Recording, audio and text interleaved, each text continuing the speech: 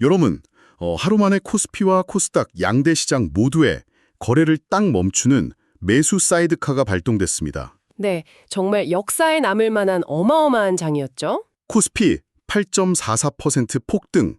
이 경이로운 숫자 뒤에 사실은 역대 최대 규모로 자본을 싹 빼내고 있는 스마트 머니들이 숨어 있다면 혹시 믿으시겠습니까? 아마 헤드라인만 보신 분들은 절대 상상도 못 하셨을 겁니다. 맞아요. 그래서 바쁜 일상 속에서 막 쏟아지는 뉴스를 쫓아가기 벅차셨을 바로 당신을 위해 준비했습니다.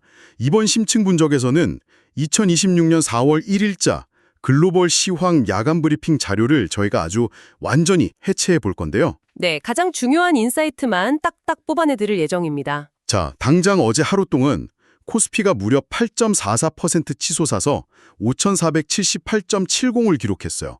지수가 하루에 8% 넘게 오르는 건 와, 이건 진짜 믿기 힘든 수치잖아요. 그렇죠. 코스피 전체 시가총액 규모를 생각해보면 하루 만에 수십조, 아니 수백조 원이 시장에 한꺼번에 더해진 셈이니까요. 세상에 수백조 원이요. 네네. 여기서 우리가 주목해야 할 기술적인 지표가 바로 양대 시장에 동시에 걸린 사이드카입니다. 아, 사이드카. 보통은 시장이 막 폭락할 때 걸리는 거 아닌가요? 맞아요. 보통 주식시장에서 사이드카나 서킷 브레이커라고 하면 시장이 무너질 때 투자자들의 공포를 진정시키려고 억지로 브레이크를 밟는 장치로 익숙하실 겁니다. 그러니까요. 저도 그렇게 알고 있었거든요. 근데 이번엔 완전 그 반대였죠. 매수세가 너무 빠르고 과열되다 보니까 이 탐욕의 속도를 물리적으로 늦추기 위해서 5분 동안 프로그램 매수 호가의 효력을 정지시켜버린 겁니다. 와, 시장의 공포가 아니라 탐욕에 브레이크를 걸어야 할 정도였네요. 네, 그렇습니다. 하지만 오늘 우리가 파헤칠 이 브리핑 자료는 단순히 막 시장이 기록적으로 폭등했다, 이런 1차원적인 환호성에서 끝나지 않거든요. 오, 그럼 다른 이면이 있다는 말씀이신가요? 네, 이 8.44%라는 화려한 폭등장 뒤편으로 시야를 살짝 넓혀보면요. 그 중동전 종식 기대라는 거대한 지정학적 해일이랑 여전히 시장 밑바닥을 펄펄 끓게 만드는 인플레이션이라는 마그마가 정면으로 충돌하고 있습니다. 아, 기대와 인플레이션의 정면 충돌이라 뭔가 벌써부터 오늘 분석이 어떻게 전개될지 진짜 흥미진진한데요. 네, 오늘 우리는 그 충돌의 파편들을 하나하나 맞춰볼 겁니다. 좋습니다. 그럼 먼저 가장 뜨거운 용광로였던 한국 증시 상황부터 쫙 해보를 해보죠. 제공된 데이터를 보면 코스피 8.44% 상승, 코스닥 6.06% 상승이에요. 네, 지수 자체가 엄청나게 뛰었죠. 근데 개별 종목으로 들어가면 더 무섭습니다. 삼성전자가 하루 만에 13.40% 폭등해서 18만 9,600원을 찍었어요. 현대차도 9.54% 올랐고요. 거의 10% 가까이 오른 거네요. 맞아요. 그리고 섹터별로 보면 건설업이 무려 12.18%나 뛰었습니다. 자료를 보면 이 랠리의 핵심 동력으로 이란 분쟁 종식 기대감, 그리고 세계국제지수, 즉 WGBI 편입이라는 두 가지 호재가 겹쳤다고 나오거든요. 네, 완벽한 겹호재가 터진 거죠. 제가 비유하자면 한 달 내내 중동전쟁이라는 공포의 무게에 막 짓눌려 있던 스프링이 그 압력이 딱 사라지자마자 한 번에 튕겨나간 것 같네요. 아주 정확한 비유입니다. 억눌렸던 에너지가 임계적을 넘었을 때 나타나는 전형적인 시장의 보상작용이거든요. 시장은 본질적으로 그 불확실성을 가장 혐오하잖아요. 아, 그렇죠. 불확실성이 제일 무섭죠. 지난 한 달간 시장을 짓누르던 가장 큰 그림자가 바로 중동 지역의 확전 리스크였어요. 근데 이게 종전이라는 키워드로 전환될 기미를 탁 보이니까 극도로 위축되어 있던 위험 자산에 대한 투자 심리가 단숨에 폭발해버린 겁니다. 건설업이랑 기계 섹터가 급등한 것도 그런 이유겠네요. 전후 복구 기대감 같은 거요? 네네, 맞습니다. 건설업 12%, 기계 섹터 8% 넘게 급등한 현상만 봐도 알 수 있죠. 시장 참여자들이 이미 전쟁 이후의 현실에 강하게 베팅하고 있다는 겁니다. 그렇군요. 근데 여기서 삼성전자 폭등이랑 나란히 언급된 WGBI 편입건 말입니다. 아, 세계국채지수 편입이요. 네, 일반 투자자들 입장에서는 이게 채권 이야기인데 왜 한국 증시를 8%나 끌어올릴 만한 재료인지 바로 와닿지가 않을 수도 있거든요. 그럴 수 있죠. WGBI, 즉 세계국채지수는 글로벌 채권 시장의 벤치마크 지수입니다. 비유하자면 글로벌 거대 자본들이 투자할 때 참고하는 가장 권위 있는 메뉴판 같은 거예요. 아, 글로벌 자본의 메뉴판이요. 이해가 확 되네요. 네, 한국이 이 메뉴판에 정식으로 편입되었다는 건 글로벌 패시브 자금들이 기계적으로 한국 채권을 사들일 수밖에 없는 거대한 고속도로가 뚫렸다는 뜻이거든요. 엄청난 달러가 들어오겠네요. 맞습니다. 국채 시장으로 대규모 외화 자금이 유입되면 자연스럽게 환율이 안정되고요. 한국 금융시장 전체에 대한 신뢰도가 확 올라갑니다. 이게 주식시장의 외국인 자본 유입에도 아주 긍정적인 신호로 작용하면서 시너지를 낸 거죠. 진짜 아주 명쾌하네요. 근데요, 제가 이 브리핑 자료를 파고들면서 정말 고개를 갸웃댔던 부분이 딱 하나 있습니다. 어떤 부분이죠? 바로 투자자들 간의 엇갈린 행보인데요. 시장이 8% 넘게 폭등하는 화려한 파티가 열렸잖아요. 근데 정작 이 파티에서 4조 원을 무섭게 쓸어 담은 건 기관뿐이었습니다. 네, 기관의 매수세가 엄청났죠. 반면에 개인과 외국인은 엄청난 규모로 순매도를 던졌어요. 심지어 데이터를 보면요. 미국 주식에 투자하는 서학개미들의 해외 주식 순매수 규모가 무려 7개월 만에 최저치로 떨어졌다고 나옵니다. 아, 그 부분 정말 흥미롭죠. 아니, 지수가 역사적인 상승을 기록하는데 개인 투자자들은 이 랠리를 안 믿는 건가요? 아니면 그저 오랫동안 물려있던 주식이 드디어 본전으로 돌아오니까 털고 나가자 하는 기회로 쓴 건가요? 방금 짚어주신 그 포인트가요. 4월 1일 시장의 본질을 꿰뚫는 가장 중요한 모순입니다.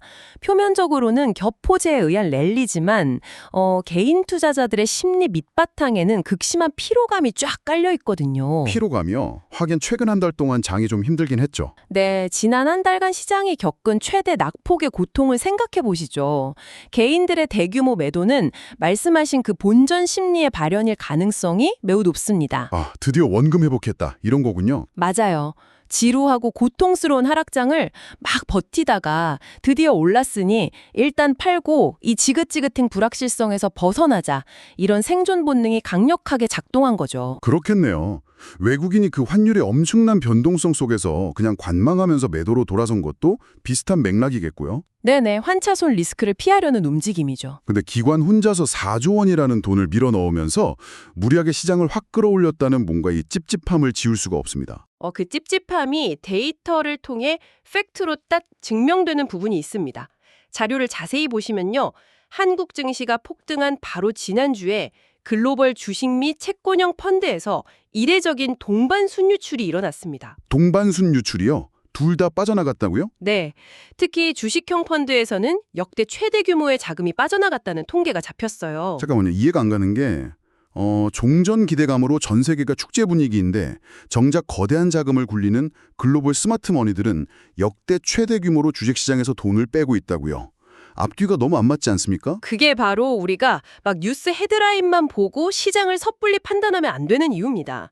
이 현상은 거대 자본들이 현재 이 종전 랠리를 얼마나 강하게 의심하고 있는지를 보여주는 거거든요. 아, 겉으로는 파티인데 속으로는 의심하고 있다. 네, 시장의 헤드라인은 평화를 외치면서 8% 폭등을 만들어냈지만 거시 자본은 그 한 겹 아래에 숨겨진 구조적인 리스크를 딱 경계하면서 대규모 현금화에 나선 겁니다. 와, 개인들은 본전 심리로 털어내고 글로벌 펀드들은 리스크 관리 차원에서 돈을 빼고 근데 기관의 일시적인 자금 유입이 겹치면서 시장이 그냥 위로 솟구쳐버린 거군요. 네, 정확합니다.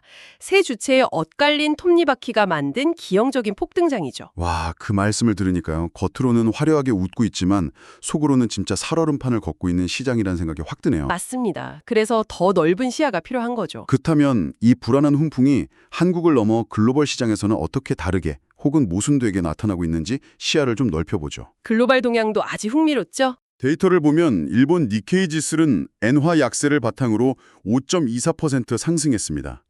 유럽 시장 역시 우크라이나 평화협상 기대감이랑 방산주 강세라는 모멘텀을 타고 상승 흐름을 보였고요. 네네, 다우존스 역시 2.49% 올랐죠. 여기까지는 어쨌든 종전 기대감이라는 테마로 다 설명이 되잖아요.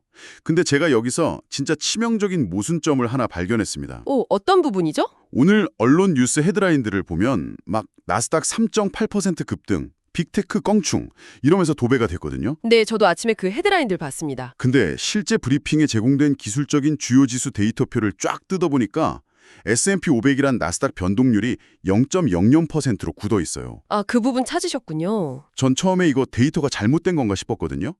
근데 나스닥에 상장된 브랜드하우스 콜렉티브나 파브메드 같은 기업들의 개별 뉴스를 보니까 상황이 너무 심각합니다. 네, 상장 폐지 위기까지 몰렸죠. 맞아요.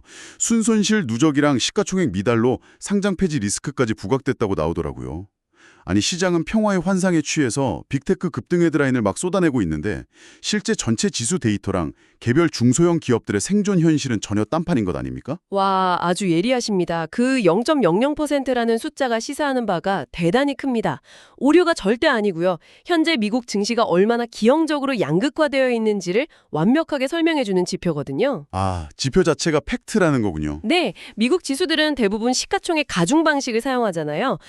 VAX, 즉 공포지수가 급락하면서 투자자들의 위험 선호 심리가 살아나긴 했는데 이게 시장 전체로 골고루 퍼진 게 아닙니다. 그럼 어디로 간 건가요? 애플이나 마이크로소프트 같은 확실한 소수의 빅테크 기업들에게만 마치 블랙홀처럼 돈이 빨려 들어갔다는 뜻이에요. 언론은 딱 그 소수 상위 기업의 주가 상승분만 보고 3.8% 급등이라는 헤드라인을 뽑아낸 거죠. 덩치 큰 상위 몇 개 기업들이 막 3.8%를 멱살 잡고 끌어올렸는데도 전체 지수가 0.00%라는 건 결국 그 거인들을 제외한 밑바닥의 수백 개 기업들은 철저하게 소외당하면서 곤두박질쳤다는 거네요. 네, 밑에서 그 상승분을 전부 다 깎아먹었다는 뜻이죠. 정확한 역산입니다. 와, 진짜 잔인하네요. 이게 지표상의 혼선이 아니라 극심한 변동성 장세에서 나타나는 전형적인 시장의 괴리입니다. 여기서 아까 언급하신 브랜드하우스 컬렉티브나 파브메드 같은 기업들의 상장 폐지 위기가 아주 중요한 의미를 가집니다. 어떤 의미죠? 종전 무드라는 거시적인 호재가 딱 주어졌음에도 불구하고 스스로 이익을 내지 못하고 부채로만 연명하는 이른바 좀비 기업들은 가차없이 도태되고 있다는 겁니다. 아, 호재가 와도 못 살아남는군요. 네, 고금리 환경에 누적된 충격이 마침내 임계점을 넘어서 한계 기업들을 시장에서 강제로 퇴출시키고 있는 과정인 거죠. 비유하자면 바늘구멍이 극단적으로 좁혀지고 있는 거네요. 종전이라는 밀물만 들어오면 다 같이 배가 둥둥 뜰 줄 알았는데 막상 물이 쫙 들어오니까 구멍난 배들은 다 가라앉아 버리는 거잖아요. 네네.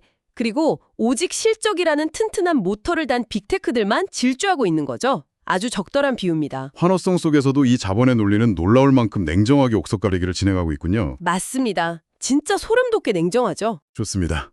주식시장이 종전이라는 희망에 샴페인을 터뜨리면서도 한편으로는 냉혹한 생존 게임을 벌이고 있다면요. 이제 시선을 실물 경제와 바로 맞닿아 있는 곳으로 옮겨보죠. 네, FICC 시장 말씀이시죠? 맞습니다. 흔히 FICC라고 부르는 채권, 외환, 원자재 시장.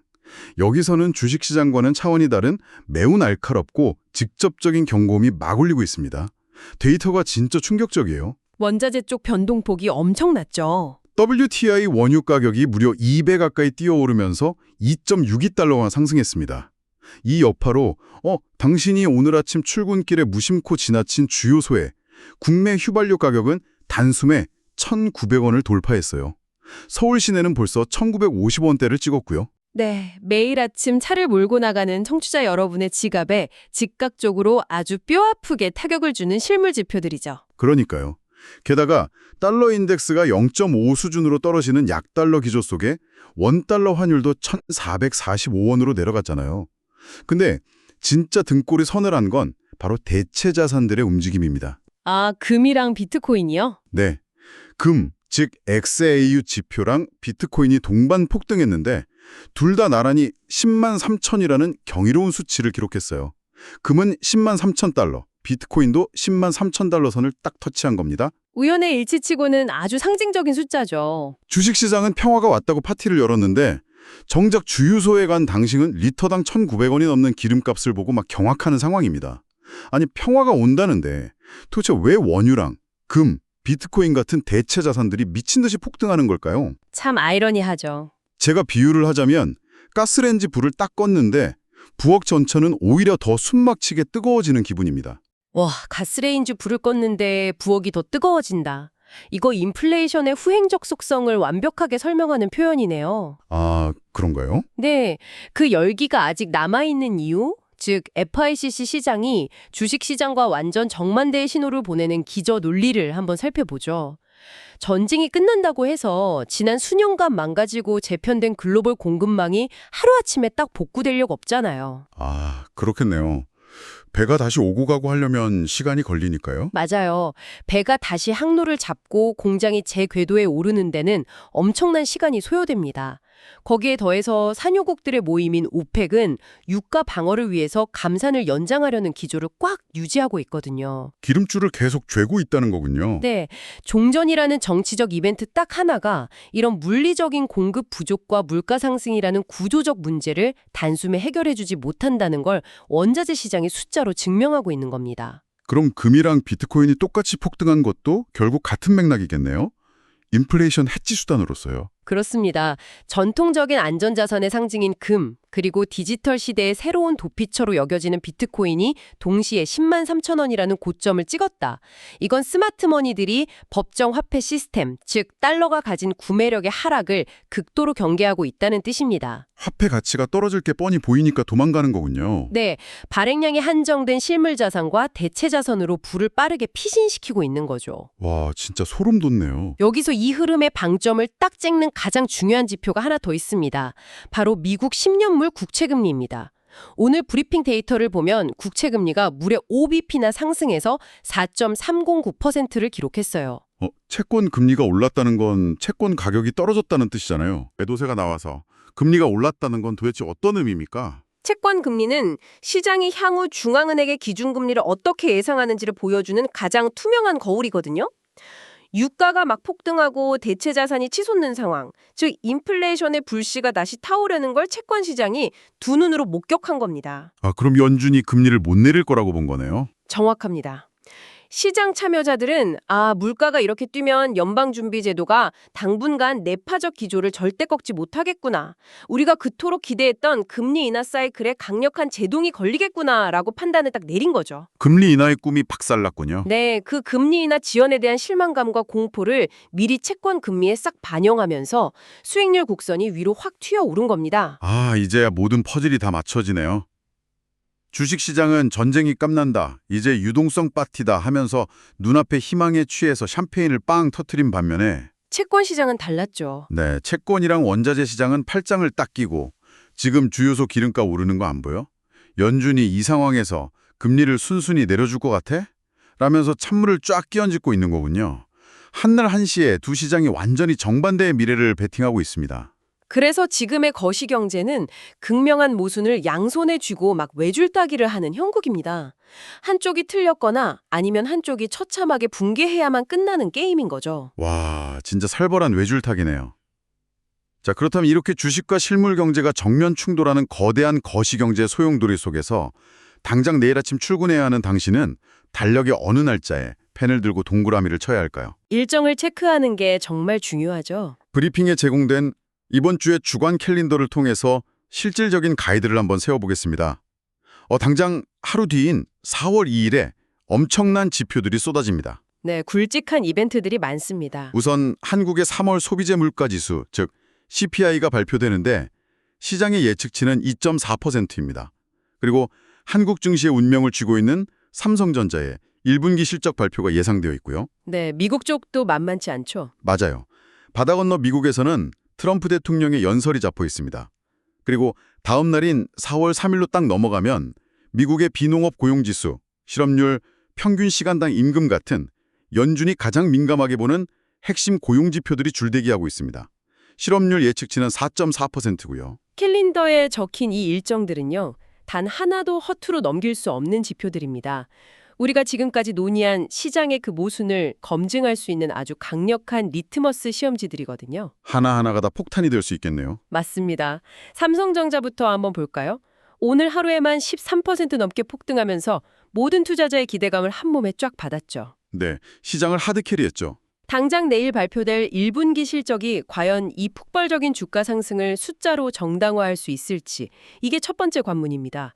만약 실적이 시장의 눈높이를 맞추지 못한다. 못하면 어떻게 되나요? 오늘 기관이 쏟아부은 그 4조 원의 매수세는 한순간에 거대한 매물 폭탄으로 돌변할 수 있습니다. 와, 상상만 해도 아찔하네요. 거기에 트럼프 대통령의 연설도 엄청난 변수가 될 수 있잖아요. 시장은 막 이란과의 분쟁 종식 기대감으로 한껏 들떠 있는데 여기서 중동이나 글로벌 무역 관세에 대한 자극적인 정치적 발언 하나가 툭 튀어나오면 어떨까요? 시장이 제일 싫어하는 돌발 변수죠. 간신히 가라앉으려던 국제 유가나 환율을 또다시 쾅 하고 폭발시킬 수 있는 뇌관이길 텐데요. 아주 정확하게 보셨습니다. 현대 경제에서 지정학적 리스크와 정치 지도자의 이분 그 자체로 거대한 변동성 장치거든요. 정치적 발언 하나가 원자재의 공급망을 흔들고 그게 다시 소비자 물가를 흔드는 연쇄 반응을 일으키죠. 나비 효과처럼 쫙 퍼져나가는군요. 네, 그래서 4월 2일에 발표되는 한국의 물가지수, 그리고 4월 3일에 나오는 미국의 고용 및 임금 데이터가 그 어느 때보다 무거운 의미를 갖습니다. 지금 글로벌 자금들이 가장 두려워하는 인플레이션의 진짜 체력이 이 숫자들을 통해서 만천하에 공개될 테니까요. 만약에 고용이 꺾이지 않고 계속 강하게 나오면요? 만약 미국의 고용 지표마저 예상치를 뛰어넘는 강세를 보인다면 연준의 금리 인하 기대감은 완전히 소멸될 수도 있습니다. 세상에. 결국 오늘 퇴근길에 당신이 주유소에서 직접 지불했던 그 리터당 1,900원의 체감 물가가 내일 아침 정부의 공식 CPI 데이터로 어떻게 번역되어 나오는지 두 눈으로 확인해야 한다는 뜻이군요. 네, 일상과 거시경제가 만나는 지점이죠. 주식시장의 사이드카부터 주요소 영수증, 그리고 내일 나올 고용 데이터까지 모든 지표가 정말이지 거대한 하나의 톱니바퀴처럼 엮여서 맞물려 들어가고 있습니다. 그렇습니다. 종전이라는 막연한 기대감이 이끄는 심리의 영역과 기업이 실제로 벌어들인 실적과 물가라는 아주 냉혹한 펀더멘탈의 영역. 심리와 펀더멘털의 충돌이네요. 네, 이 두 거대한 대륙이 내일과 모레 집중적으로 부딪히면서 단기적인 랠리를 넘어선 시장의 진짜 방향성을 결정짓게 될 것입니다. 자, 이제 머릿속에 흩어져 있던 퍼즐 조각들이 하나의 큰 그림으로 좀 맞춰지셨나요? 이번 심층 분석에서 다룬 2026년 4월 1일의 시장은 한마디로 이렇게 요약할 수 있겠습니다. 네, 어떻게 요약하시겠습니까? 종전과 WGBI 편입이라는 거대한 희망의 축포, 그리고 인플레이션 재점화와 금리 상승이라는 차가운 현실의 경고음이 공중에서 정면 충돌한 하루였습니다. 완벽한 한 줄 요약이네요. 8.44%라는 기록적인 폭등장 이면에는 역대 최대 규모로 짐을 싸서 나가는 글로벌 펀드들의 그 냉정한 탈출이 있었고요. 빅테크 급등이라는 화려한 헤드라인 뒤에는 0.00%라는 잔인한 지수율에 갇혀서 상장 폐지 위기에 내몰린 좀비 기업들의 비명이 있었습니다. 맞습니다. 우리가 뉴스에 그 자극적인 헤드라인이나 단편적인 지수 상승률에만 눈을 뺏기면 안 되는 이유가 바로 여기에 있습니다. 빙산의 일각만 보면 안 된다는 거죠. 네, 시장을 읽는다는 것은 결국 데이터가 던지는 표면적인 숫자, 그 뒤에 숨어 있는 자본의 진짜 의도를 파악하는 일이거든요. 주식시장이 환호할 때 원자재와 채권 시장이 왜 전혀 다른 경고를 보내고 있는지 네네. 이 성반된 신호들을 종합적으로 딱 해석해내는 입체적인 시각이 정말 지금처럼 필요한 시점도 없을 겁니다. 오늘 우리는 코스피가 하루 만에 8%가 넘게 치솟는 진짜 평생 몇 번 보기 힘든 경이로운 숫자를 목격했습니다. 하지만 그 환상적인 숫자를 본 당신은 당장 내일 아침 리터당 1,900원이 넘는 비싼 기름을 차에 채워놓고 현실의 직장으로 출근을 해야 합니다. 네, 주식은 주식이고 현실은 현실이니까요. 평화라는 뉴스가 주식시장의 모니터 속 숫자는 단숨에 끌어올릴 수 있지만 내일 아침 당신이 마시는 커피 한 잔의 가격과 자동차 주유비까지 과연 단숨에 낮춰줄 수 있을까요? 그건 물음표가 크게 남는 부분이죠. 내일과 모레 발표될 물가지수와 고용 데이터를 확인하실 때 여러분 이 한 가지만은 꼭 기억하시기 바랍니다. 시장이 쏘아올린 화려한 기대가 아닌 우리 경제가 견뎌내야 할 그 묵묵한 체력이 과연 이 갑작스럽게 찾아온 평화의 파티 비용을 끝까지 감당할 수 있을지 말입니다. 펀더멘탈을 끝까지 의심해보라는 말씀이시군요. 네, 압도적인 힘으로 짓눌렸다가 한순간에 튕겨나간 이 거대한 스프링이 과연 안전하게 안착할 곳을 찾을지 아니면 천장을 뚫고 나가버릴지 스스로 꼭 질문해 보시기 바랍니다.